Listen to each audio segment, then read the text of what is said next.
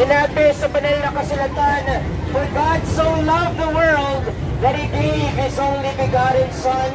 Ang Diyos, minahal niya ang sanlibutan at pinatunayan niya ito nung ibinigay niya ang kanyang kaisa-isang anak, buktong na anak na si Jesus.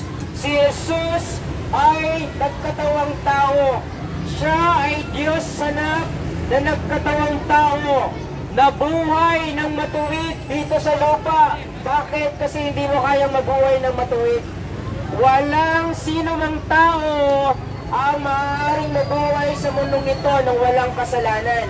Kung kaya't ang buktong na anak ng Diyos ay bumaba dito sa lupa upang mabuhay ng matuwid. Mabuhay ng isang klaseng buhay na walang bahid ng kasalanan.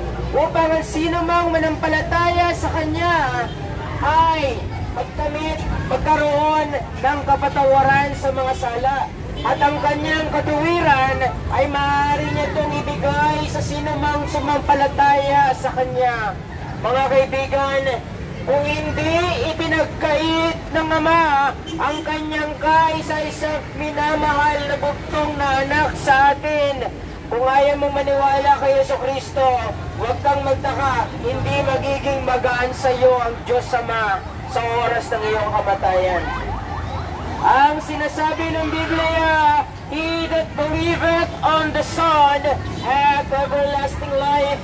Sino mang magtiwala, manampalataya, sumampalataya sa bugtong na anak ng Diyos ay magkakaroon ng buhay na walang hanggan. Kung ikaw ay mamamatay sa kasalanan, ang tatamuhin mo ay walang hanggang kamatayan sa lawa ng apoy. Ngunit ang sino mang sumampalataya sa bugtong na anak ng Diyos ay magkakaroon ng buhay na walang hanggan.